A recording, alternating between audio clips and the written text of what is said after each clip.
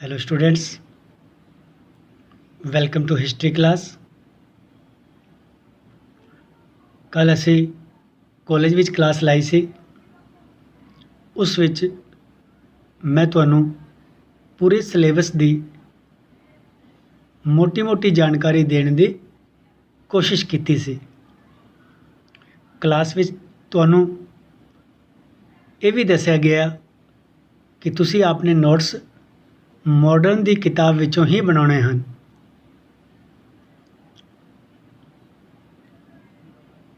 Notes जो students regular बनाते हैं उन्हां दे नंबर ज़्यादा आते हैं।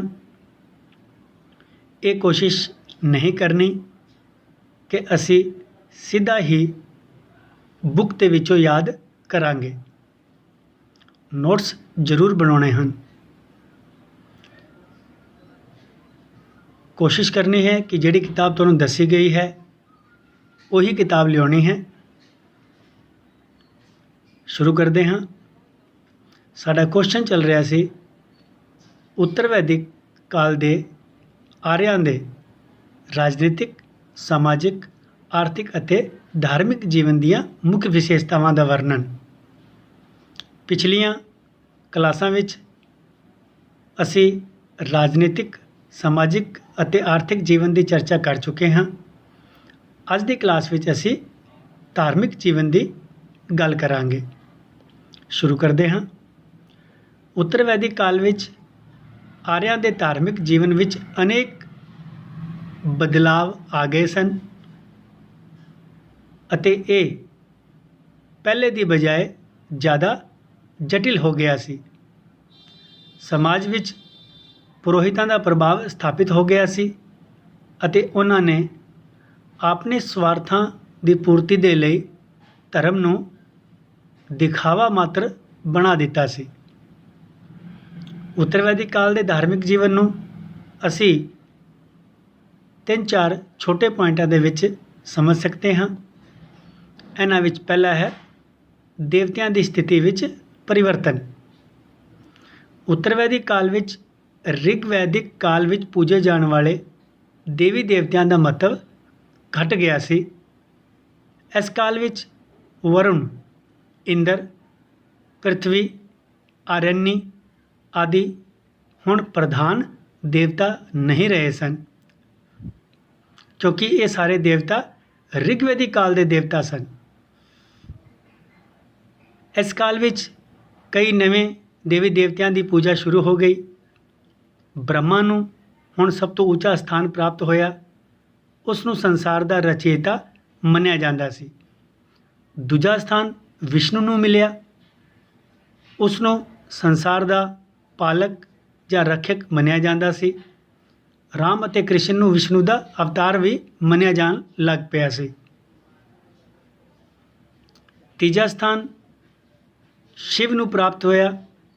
उसनूं संसार नूं नष्ट करने वाला मन्निया जान लग्या। इस तरह इस काल दे विच त्रिदेव के सिद्धांत का प्रचलन होया। इस तो अलावा इस काल विच दुर्गा, काली अते पार्वती आदि देवियां नूं भी ज़्यादा महत्वपूर्ण मन्निया जान लग पिया। इस काल विच देवी देवतियां दी मूर्तियां बना के उन्हां दी पूजा शुरू कर दी गई सी। अगली विशेषता है यज्ञ अते बलियां। उत्तर वैदिक काल विच आर्यां दे धार्मिक जीवन विच बहुत जटिलता आ गई सी। हुण ऋग्वैदिक काल की धर्म की सादगी जांदी रही अते इस दा स्थान बाहरी दिखावे अते कर्मकांडां ने ले लिया। ऋग्वैदिक काल विच यज्ञ इन्ने सरल होंदे सन कि उन्हां नूं परिवार के मुखिया कुलपति द्वारा पूरा किया जाता सी। इस काल विच यज्ञां अते बलियां ते ज़्यादा जोर दिता जान लग पिया। इस काल विच यजुर्वेद की रचना हुई, जिस विच यज्ञां अते बलियां की बड़ी ही डिटेल नाल उन्हां दा वर्णन दिता गया है। अश्वमेघ, राजसूय ਅਤੇ ਵਾਜਪੇ ਨਾਂ ਦੇ ਕੁਝ ਇਹੋ ਜਿਹੇ ਯੱਗ ਸਨ ਜੋ ਸਾਲਾਂ ਤੱਕ ਚੱਲਦੇ ਸਨ। ਇਹਨਾਂ ਯੱਗਾਂ ਵਿੱਚ ਪੁਰੋਹਿਤ ਵੱਡੀ ਸੰਖਿਆ ਵਿੱਚ ਸ਼ਾਮਿਲ ਹੁੰਦੇ ਸਨ। ਉਹ ਮੰਤਰਾਂ ਦੇ ਉਚਾਰਨ ਦੀ ਸ਼ੁੱਧਤਾ 'ਤੇ ਬਹੁਤ ਧਿਆਨ ਦਿੰਦੇ ਸਨ। ਇਹਨਾਂ ਯੱਗਾਂ ਵਿੱਚ ਵੱਡੇ ਪੈਮਾਨੇ 'ਤੇ ਪਸ਼ੂਆਂ ਦੀ ਬਲੀ ਦਿੱਤੀ ਜਾਂਦੀ ਸੀ। ਇਸ ਤੋਂ ਇਲਾਵਾ ਇਸ ਕਾਲ ਵਿੱਚ ਨਰ ਬਲੀ ਵੀ ਦਿੱਤੀ ਜਾਣ ਲੱਗ ਪਈ। ਇਸ ਕਾਲ ਵਿੱਚ ਯੱਗ ਇੰਨੇ ਮਹਿੰਗੇ ਜਾਂ ਖਰਚੀਲੇ ਹੋ ਗਏ ਕਿ ਉਹ ਆਮ ਜਨਤਾ ਦੇ ਸਾਮਰਥ ਤੋਂ ਬਾਹਰ ਹੋ ਗਏ ਸਨ, ਯਾਨੀ ਆਮ ਲੋਕ ਉਸ ਨੂੰ ਨਹੀਂ ਕਰਵਾ ਸਕਦੇ ਸਨ। ਇਸ ਦਾ ਕਾਰਨ ਇਹ ਸੀ ਕਿ ਯੱਗਾਂ ਵਿੱਚ ਭਾਗ ਲੈਣ ਵਾਲੇ ਪੁਰੋਹਿਤਾਂ ਨੂੰ ਭਾਰੀ ਮਾਤਰਾ ਦੇ ਵਿੱਚ ਜਾਂ ਵੱਡੀ ਸੰਖਿਆ ਦੇ ਵਿੱਚ ਗਾਵਾਂ, ਸੋਨਾ ਅਤੇ ਕੱਪੜੇ ਆਦਿ ਦਕਸ਼ਨਾ ਵਿੱਚ ਦਿੱਤੇ ਜਾਂਦੇ ਸਨ। ਉਦਾਹਰਨ ਦੇ ਲਈ ਰਾਜਸੂ ਯੱਗ ਦੇ ਵਿੱਚ ਭਾਗ ਲੈਣ ਵਾਲੇ ਪੁਰੋਹਿਤ ਨੂੰ 2,40,000 ਗਾਵਾਂ, ਭਾਰੀ ਮਾਤਰਾ ਵਿੱਚ ਸੋਨਾ, ਕੀਮਤੀ ਕੱਪੜੇ ਅਤੇ ਹੋਰ ਸਮਾਨ ਦਿੱਤਾ ਜਾਂਦਾ ਸੀ। ਇਸ ਕਾਲ ਦੇ ਵਿੱਚ ਯੱਗਾਂ ਜਾਂ ਹਵਨਾਂ ਨੂੰ ਕਰਾਉਣਾ ਹਰ ਵਿਅਕਤੀ ਦਾ ਧਰਮ ਮੰਨਿਆ ਜਾਂਦਾ ਸੀ। ਲੋਕਾਂ ਦਾ ਇਹ ਵਿਸ਼ਵਾਸ ਸੀ ਕਿ ਯੱਗਾਂ ਤੋਂ ਬਿਨਾਂ ਉਹਨਾਂ ਦੀ ਸੰਸਾਰਿਕ ਮਨੋਕਾਮਨਾ ਨਾ ਤਾਂ ਪੂਰੀਆਂ ਹੋ ਸਕਦੀਆਂ ਹਨ ਅਤੇ ਨਾ ਹੀ ਉਹਨਾਂ ਨੂੰ ਮੁਕਤੀ ਪ੍ਰਾਪਤ ਹੋ ਸਕਦੀ ਹੈ। ਅਗਲੀ ਵਿਸ਼ੇਸ਼ਤਾ ਹੈ ਬ੍ਰਾਹਮਣਾਂ ਦਾ ਪ੍ਰਭਾਵ। ਉੱਤਰ ਵੈਦਿਕ ਕਾਲ ਵਿੱਚ ਧਰਮ ਬਹੁਤ ਜਟਿਲ ਹੋ ਗਿਆ ਸੀ। ਬ੍ਰਾਹਮਣਾਂ ਨੇ ਆਪਣੇ ਧਾਰਮਿਕ ਪ੍ਰਭਾਵ ਦੇ ਲਈ ਅਨੇਕ ਕਰਮਕਾਂਡ ਪ੍ਰਚਲਿਤ ਕਰ ਦਿੱਤੇ ਸਨ। ਹਰ ਵਿਅਕਤੀ ਨੂੰ ਆਪਣੇ ਜੀਵਨ ਕਾਲ ਵਿੱਚ 40 ਸੰਸਕਾਰਾਂ ਨੂੰ ਪੂਰਾ ਕਰਨਾ ਹੁੰਦਾ ਸੀ। ਹਰ ਸੰਸਕਾਰ ਦੇ ਮੌਕੇ 'ਤੇ ਇੱਕ ਯੱਗ ਕਰਵਾਇਆ ਜਾਣਾ ਲਾਜ਼ਮੀ ਸੀ। ਇਸ ਤੋਂ ਇਲਾਵਾ 3 ਰਿਣਾਂ ਦੇਵ ਰਿਣ, ਰਿਸ਼ੀ ਰਿਣ ਅਤੇ ਪਿਤਰ ਰਿਣ ਨੂੰ ਪੂਰਾ ਕਰਨਾ ਵੀ ਧਾਰਮਿਕ ਕਰਤੱਵ ਸਮਝਿਆ ਜਾਂਦਾ ਸੀ। ਇਹ ਸਾਰੇ ਧਾਰਮਿਕ ਅਨੁਸ਼ਠਾਨ ਜਾਂ ਸੰਸਕਾਰ ਬ੍ਰਾਹਮਣਾਂ ਦੇ ਬਿਨਾਂ ਅਧੂਰੇ ਸਮਝੇ ਜਾਂਦੇ ਸਨ।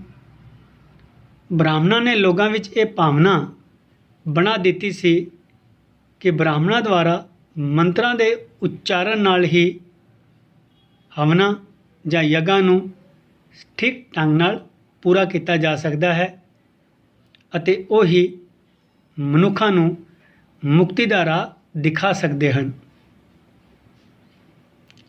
ਅਸਲ ਵਿੱਚ ਇਸ ਕਾਲ ਵਿੱਚ ਬ੍ਰਾਹਮਣਾਂ ਦਾ ਸਮਾਜ ਵਿੱਚ ਇੰਨਾ ਪ੍ਰਭਾਵ ਵੱਧ ਗਿਆ ਸੀ ਕਿ ਉਹਨਾਂ ਨੂੰ ਪ੍ਰਿਥਵੀ ਦਾ ਦੇਵਤਾ ਜਾਂ ਧਰਤੀ ਦਾ ਦੇਵਤਾ ਮੰਨਿਆ ਜਾਣ ਲੱਗ ਪਿਆ ਸੀ। ਅਗਲਾ ਪੁਆਇੰਟ ਹੈ ਅੰਧ ਵਿਸ਼ਵਾਸਾਂ ਅਤੇ ਜਾਦੂ ਟੋਣਿਆਂ ਵਿੱਚ ਵਿਸ਼ਵਾਸ। ਉੱਤਰ ਵੈਦਿਕ ਕਾਲ ਵਿੱਚ ਲੋਕਾਂ ਵਿੱਚ ਅੰਧ ਵਿਸ਼ਵਾਸ ਬਹੁਤ ਵੱਧ ਗਏ ਸਨ। ਉਹ ਭੂਤ ਪ੍ਰੇਤਾਂ ਅਤੇ ਜਾਦੂ ਟੋਣਿਆਂ ਵਿੱਚ ਵਿਸ਼ਵਾਸ ਰੱਖਣ ਲੱਗ ਪਏ। ਲੋਕਾਂ ਵਿੱਚ ਇਹ ਧਾਰਨਾ ਸੀ ਕਿ ਤੰਤਰ ਮੰਤਰਾਂ ਨਾਲ ਆਪਣੇ ਦੁਸ਼ਮਣਾਂ ਨੂੰ ਨਸ਼ਟ ਕੀਤਾ ਜਾ ਸਕਦਾ ਹੈ, ਰੋਗਾਂ ਨੂੰ ਅਤੇ ਹੋਰ ਕਸ਼ਟਾਂ ਨੂੰ ਦੂਰ ਕੀਤਾ ਜਾ ਸਕਦਾ ਹੈ ਅਤੇ ਦੇਵਤਿਆਂ ਨੂੰ ਵਸ਼ ਵਿੱਚ ਵੀ ਕੀਤਾ ਜਾ ਸਕਦਾ ਹੈ। ਇਸੇ ਤਰ੍ਹਾਂ ਅਗਲੀ ਵਿਸ਼ੇਸ਼ਤਾ ਹੈ ਨਵੇਂ ਸਿਧਾਂਤ। ਉੱਤਰ ਵੈਦਿਕ ਕਾਲ ਵਿੱਚ ਆਰਿਆਂ ਵਿੱਚ ਇੱਕ ਨਵੇਂ ਧਾਰਮਿਕ ਸਿਧਾਂਤ ਉਤਪੰਨ ਹੋ ਗਏ ਸਨ। ਹੁਣ ਉਹ ਤਪ 'ਤੇ ਬਹੁਤ ਜ਼ਿਆਦਾ ਜ਼ੋਰ ਦੇਣ ਲੱਗ ਪਏ। ਉਹਨਾਂ ਦਾ ਵਿਚਾਰ ਸੀ ਕਿ ਜਦ ਤੱਕ ਸਰੀਰ ਨੂੰ ਜ਼ਿਆਦਾ ਤੋਂ ਜ਼ਿਆਦਾ ਕਸ਼ਟ ਨਾ ਦਿੱਤਾ ਜਾਏ, ਮਨ ਨੂੰ ਨਿਯੰਤਰਣ ਵਿੱਚ ਨਹੀਂ ਰੱਖਿਆ ਜਾ ਸਕਦਾ। ਇਸ ਕਾਲ ਵਿੱਚ ਆਵਾਗਮਨ, ਮੁਕਤੀ ਅਤੇ ਕਰਮ ਸਿਧਾਂਤ ਜ਼ਿਆਦਾ ਵਿਕਸਿਤ ਹੋ ਗਏ ਸਨ। ਆਰਿਆਂ ਦਾ ਵਿਸ਼ਵਾਸ ਸੀ ਕਿ ਮਨੁੱਖ ਮੌਤ ਦੇ ਬਾਅਦ ਪੁਨਰ ਜਨਮ ਧਾਰਨ ਕਰਦਾ ਹੈ। ਇਸ ਆਵਾਗਮਨ ਦੇ ਚੱਕਰ ਤੋਂ ਮੁਕਤੀ ਪਾਉਣ ਦੇ ਲਈ ਮੋਕਸ਼ ਪਾਣਾ ਲਾਜ਼ਮੀ ਸਮਝਿਆ ਜਾਂਦਾ ਸੀ। ਉਹਨਾਂ ਦਾ ਇਹ ਪੂਰਾ ਵਿਸ਼ਵਾਸ ਸੀ ਕਿ ਮਨੁੱਖਾਂ ਨੂੰ ਉਹਨਾਂ ਦੇ ਕਰਮਾਂ ਦੇ ਅਨੁਸਾਰ ਫਲ ਮਿਲਦਾ ਹੈ। ਅਥਰਵ ਵੇਦ ਦੇ ਵਿੱਚ ਕਿਹਾ ਗਿਆ ਹੈ ਕਿ ਜਿਸ ਤਰ੍ਹਾਂ ਰੋਗ ਸਰੀਰ 'ਤੇ ਆਪਣਾ ਪ੍ਰਭਾਵ ਛੱਡਦੇ ਹਨ, ਉਸੇ ਤਰ੍ਹਾਂ ਪਾਪ ਕਰਮਾਂ ਦਾ ਵੀ ਸਰੀਰ 'ਤੇ ਪ੍ਰਭਾਵ ਪੈਂਦਾ ਹੈ। ਆਪਣੇ ਕਰਮਾਂ ਦੇ ਅਨੁਸਾਰ ਹੀ ਮਨੁੱਖ ਮੌਤ ਤੋਂ ਬਾਅਦ ਸਵਰਗ ਜਾਂ ਨਰਕ ਵਿੱਚ ਜਾਂਦਾ ਹੈ।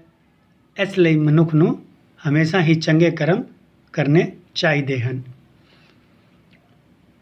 ਸਟੂਡੈਂਟਸ, ਅੱਜ ਦੀ ਕਲਾਸ ਵਿੱਚ ਇੰਨਾ ਹੀ। ਅੱਜ ਸਾਡਾ ਉੱਤਰ ਵੈਦਿਕ ਕਾਲ ਵਾਲਾ ਪ੍ਰਸ਼ਨ ਪੂਰਾ ਹੋ ਗਿਆ ਹੈ।